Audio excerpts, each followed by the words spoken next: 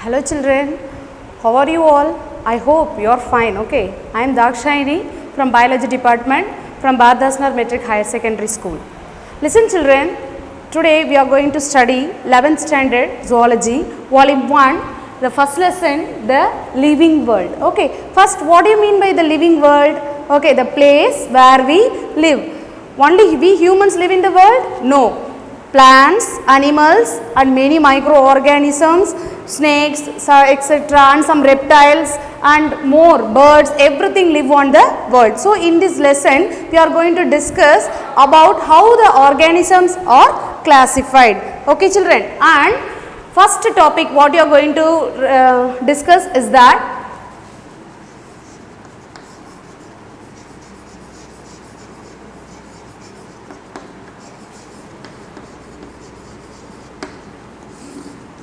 scientists have estimated that till now on the earth there were about 8.7 million species of animals. What do you mean by species children? Species means it is the lowest, it is the very smallest degree of classification. Okay, but we are thinking 8.7 million, wow, but there is a shocking news that still 86% land species and 91% species on the sea is still remain undiscovered. Then see how long we have to travel to discover all the organisms. Can we live alone children? No, we can't live alone. We need plants. In what way we depend on the plants? Plants gives us oxygen and plants gives us food, right? And in what way we depend on the animals? Animals too give us food like flesh, okay, and we eat fish and we get milk from them and we grow some animals as our pets and we use some animals like cows for the farming also. So, since we are in the top of the classification, but we cannot live alone without the plants and the animals. Okay, and in this lesson today we are going to discuss some of the topics. First one is diversity in the living world. What do you mean by diversity children? Diversity in the living world. Okay, diversity means difference. Different forms we call it as diversity. Yes, we can see from even a small ant to the human beings. In between there are many variety of organisms. Likewise, from a small grass to a huge banyan tree, right? So, these different forms we call it as diversity. The second topic we are going to discuss in this lesson is the need for classification. Need for classification. Why it is necessary to classify or why we should classify the organisms or what will happen if we did not classify. That things we are going to discuss in this topic. And the next topic is that taxonomy and systematics. Taxonomy is the study of arrangement and we are going to study what is the meaning of systematics. And the last topic we are going to discuss today is the history of classification. History of classification. Okay, how the organisms are classified from ancient time and what is the classification we are following now. So, that these things we are going to discuss in this last topic. Okay children, and now we shall go to the first topic and just see this picture. Okay, what you are seeing in this picture children? Just listen here, you can see a frog, you can see a tiger, you can see a fish, you can see a snail, you can see a butterfly, shark, everything. So, this is the diversity, the varieties of organisms we call it as diversity. Okay, and for example, if you take a fish, where do the fish live? Fish lives in a pond. But only fish lives in a pond? No. Along with the fish, there are some small organisms, snails, some water birds and big fishes, earthworms, everything depend on the pond ecosystem. So, the place where the group of organisms or the community of organisms live, we call it as ecosystem. What is the term we use children? Ecosystem. Ecosystem. So the definition for ecosystem is the community of living and non-living organisms and their relationship. For example, if we take us, we belong to the land ecosystem. We live on the land, we call us as terrestrial, and we depend on the plants and we depend on the animals present here. Okay, so we belong to the land ecosystem. Fish belong to the pond ecosystem. And do you want to see the person who defined the ecosystem? He is a person who defined the ecosystem in the year 1935. And what was his name, children? A.G. Tansley. And do you want to know the meaning of A.G.? A.G. refers to Arthur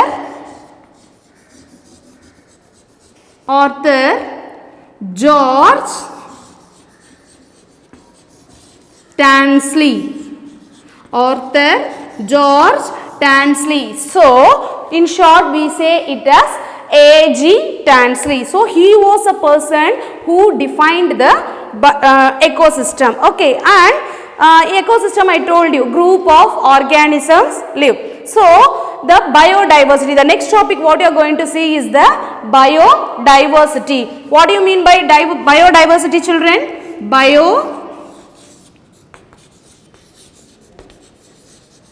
Biodiversity in Tamil we can say Palluyirgal. Palluyirgal means what?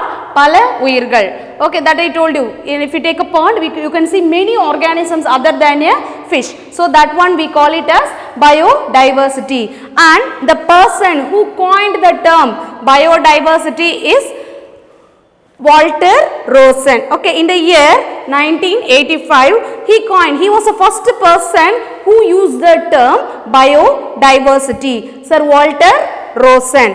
And he is a person, this handsome guy, he is a person who defined the biodiversity as the varieties of living organism. So, E.O. Wilson. Okay, children, now I am going to ask you some questions. Who defined the ecosystem? Arthur George Tansley. And who gave the term biodiversity? Walter Rosen. Who defined the term biodiversity? E.O. Wilson. And now we are going to study what is taxonomy. Taxonomy is derived from the two words. One is a taxis and another one is a nomos. Taxis means arrangement. What is the meaning of taxis, children? Arrangement. And nomos means law.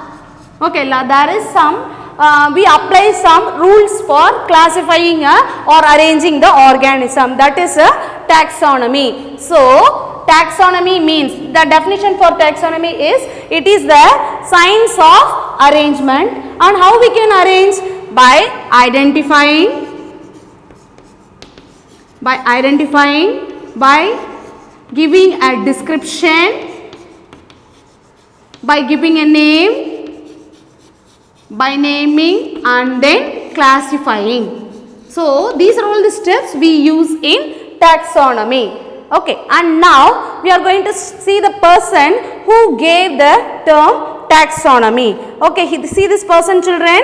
He was a person, Augustine Pyramus de Candolle. In the year 1813, he coined the term taxonomy. And do you want to see the person who is a father of classical taxonomy? What is a classical? In the ancient times, who classified the organisms? Who is this person, children? Aristotle. Yes, he is a very great philosopher, and we can call him as a father of, he is a father of zoology, he is a father of classical taxonomy. Okay, and I am going to stick this picture here. Okay, who is he? Aristotle, father of taxonomy. And do you want to see this person? He is a Carolus Linnaeus. He was a father of modern taxonomy.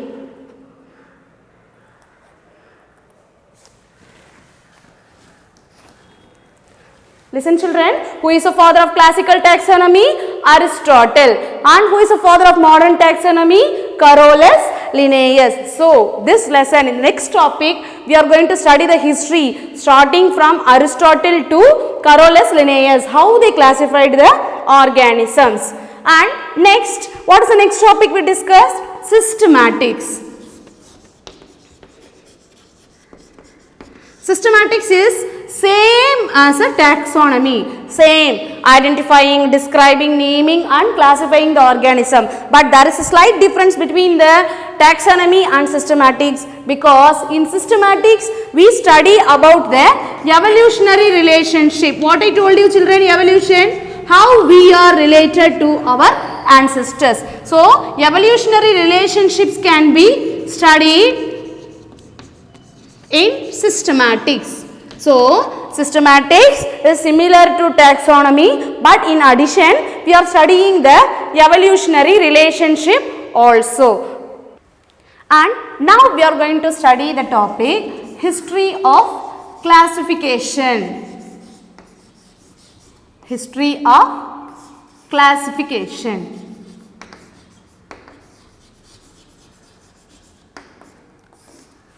Listen children, first the organisms were classified only into two categories. One is a beneficial and another one is a harmful.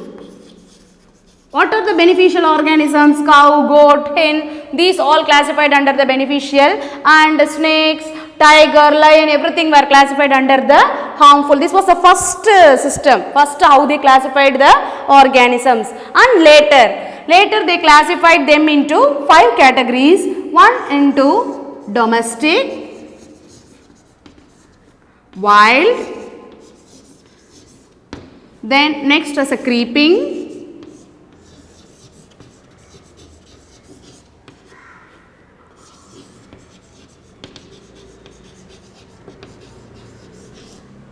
and next living on a land we call it as terrestrial.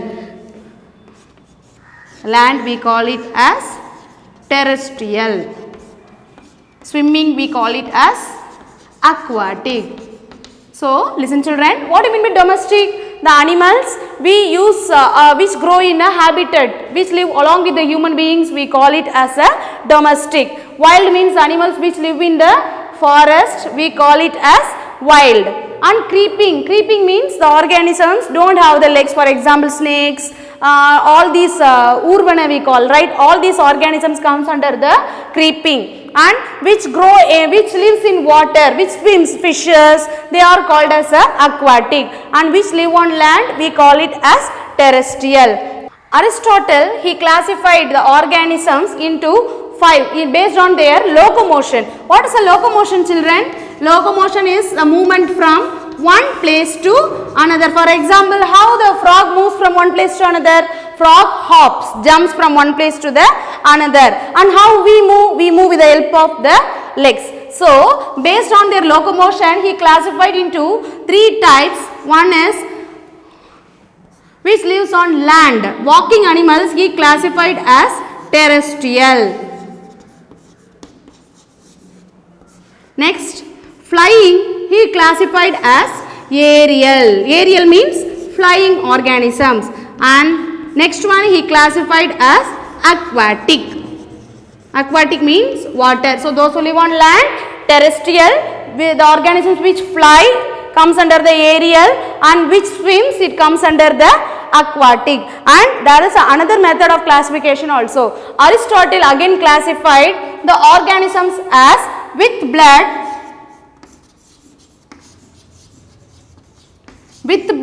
and without blood. With blood he named the organisms as Anima. How to pronounce it children? Anima. And without blood he named it as Anima.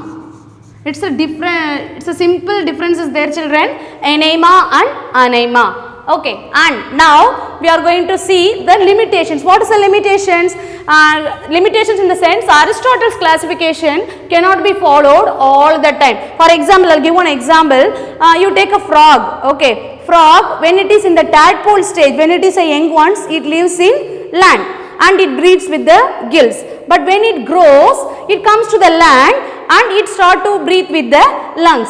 But you see his classification, which lives on land is a terrestrial and which lives on water is aquatic. But in the case of frog, frog lives in both terrestrial as well as aquatic. So there is some limitations in the Aristotle classification. For example, aerial means all the flying organisms he classified as aerial. But you see in the case of ostrich has a wings and penguin also has a wings, but they cannot fly. So there is some limitations in the Aristotle's classification. Though there are limitations in his classification, it was followed for more than 2000 years. How many years, children? 2000 years. And later one more person came. Do you want to see this person? He is a Theophrastus. What is his name, children? Theophrastus. And he was a student of Aristotle. And what was his lifespan? 372 to 287 BC. Okay, he is a Theophrastus. He was famously called as a father of botany. Who is a father of botany, children? Theophrastus. Since he worked on classifying the plants, he was called as a father of botany. Okay, and next came the person called John Ray. See this person, children? John Ray. What was his lifespan? 1627 to 1705. Okay, he was a naturalist. He was a lover of the nature and he wrote a famous book, that is Methodus Plantarum Nova. In that plant, what was his name, children? John Ray. John Ray, he classified nearly 18,000 species of plants. Okay, so who next to Aristotle? Theophrastus, and next to him John Ray, and after them there was a person called Carolus Linnaeus. He was a person who was a father of modern taxonomy. In the history of classification, who is the first person, children? Aristotle. And who was the second person? Theophrastus. He was a father of botany. And who was the next person? John Ray. And later Carolus Linnaeus. He is a father of modern taxonomy and he was a person who named the organisms in binomial nomenclature. Binomial means what, children? Bi means two. Nomial means naming. Binomial nomenclature. For example, what is the scientific name of us? Homo sapiens. Homo sapiens. Okay, so Homo is the generic name and Sapiens is the species name. So, since our scientific name has two, one is a generic and the species name, we call it as binomial nomenclature. And later what happened? For many years we followed his classification. And next, some advanced form of classification came, that is we call it as numerical taxonomy. What we call, children? Numerical taxonomy. That is, we used the computers. We used the computers and statistical method of analyzing the living organisms. We call it as numerical taxonomy. And after numerical taxonomy, there was another advanced form came as a phylogenetic system of classification. In short, we can call it as a cladogram. What is this, children? Cladogram. Just look at this picture. Cladogram. And this was given by the person Ernest Haeckel. What was the name of the person, children? Ernest Haeckel. Okay, and the organisms were classified into many subdivisions based on their adaptations. How the organism, if an organism getted anything, any new characters is derived, it is classified into next level. You see this diagram, children, all come under the vertebrates, but when they get a bony skeleton, they were classified as a finned fishes. For why this shark is a cartilaginous fish. It is made of only cartilage. It does not have the bones. Shark means what? Suramin, right? And when it modified into bony skeleton, we classify them as finned fish with fins and there is a bone in the middle. And when four legs started to evolve, we call them as amphibians. For example, the best example of amphibians is a frog. And when they started laying eggs, amniotic egg, frogs lay the eggs without shells, but when it lays the eggs with shell, they were classified as a reptiles. Example, crocodiles. And with the presence of hair, when the hair started to originate, we call it as birds. And when we started to walk, we classified as primates. Primates means we, monkey, all come under the primates. So this is a cladogram, children, and we travel many ways of classification, and now we are following the 5 kingdom classification. After 2 kingdom, Plantae and Animalia, 2 kingdom, 3 kingdom, 4 kingdom, 5 kingdom, 6 kingdom and 7 kingdom classifications were there, but what we are following is a 5 kingdom classification. It was given by the person R.H. Whittaker. R.H. Whittaker, he classified the organisms into 5 kingdom. What's the first one, children? Monera. Monera consists of unicellular primitive organisms, protozoans, like which has a primitive prokaryotic organisms comes under the Monera. Pro means primitive, karyo means nucleus. So prokaryotes come under Monera. And next one is a Protista. Protista, eukaryote, the organisms with the true nucleus comes under the eukaryotes. And fungi. Fungi, heterotrophic, it depends on the other organism. Example, mushroom, everything come under the fungi. And all the plants comes under the kingdom Plantae, and all the animals comes under the kingdom Animaliae. So this is a 5 kingdom classification, and nowadays we are following this only. Okay, children, we have come to the end of the session. In the history of classification, who is the first person, children? Aristotle. And who was the second person? Theophrastus.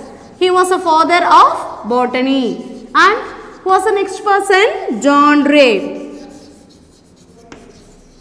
And later, Carolus Linnaeus.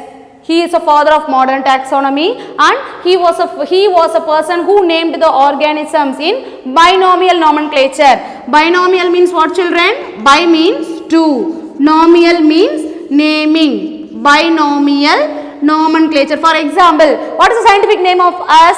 Homo sapiens. Homo sapiens. Okay, so Homo is the generic name and Sapiens is the species name. So, since our scientific name has 2, one is a generic and the species name, we call it as binomial nomenclature. And later what happened? For many years we followed his classification, and next some advanced form of classification came, that is we call it as numerical taxonomy. What we call, children? Numerical taxonomy. That is, we used the computers.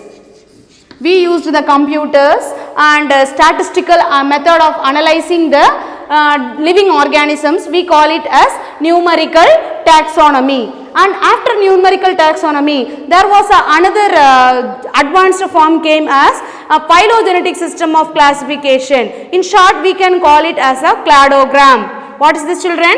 Cladogram. Just look at this picture, cladogram, and this was given by the person Ernest Haeckel. What was the name of the person, children?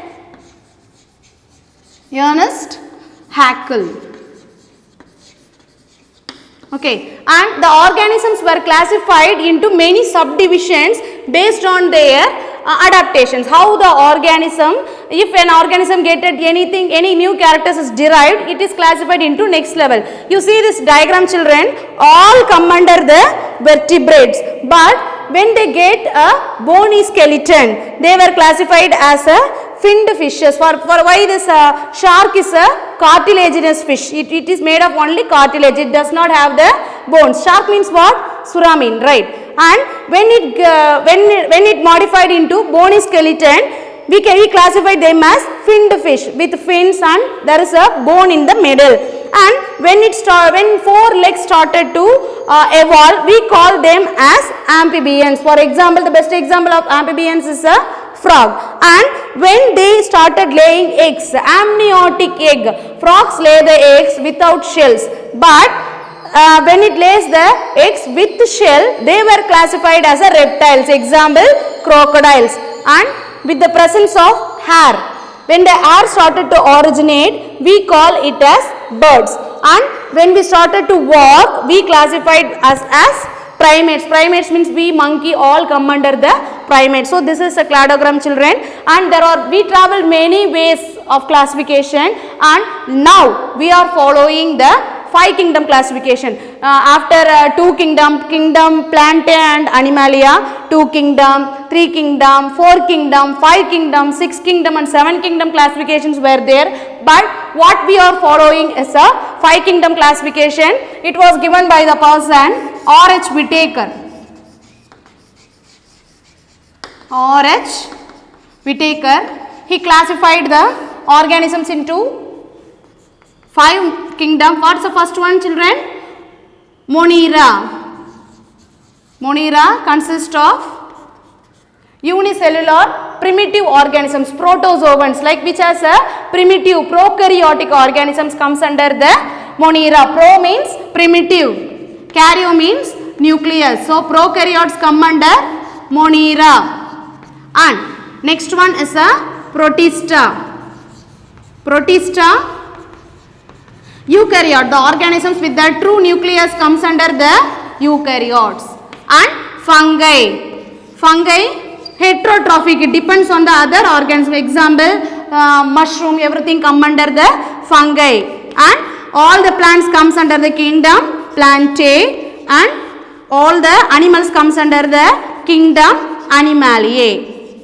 So this is a 5 kingdom classification, and nowadays we are following this only. Okay children, we have come to the end of the session. Thank you. ஆசிரியராகிய நான் காலத்தை அனுபவித்து உணர்வுடன் செய்வன திருந்து செய்து சிறந்த ஆசிரியராக திகழ்வேன். அக மற்றும் புறத்தூய்மை கடைபிடித்து உடல் மண்டலம் பேணி அன்றாட வேலையில்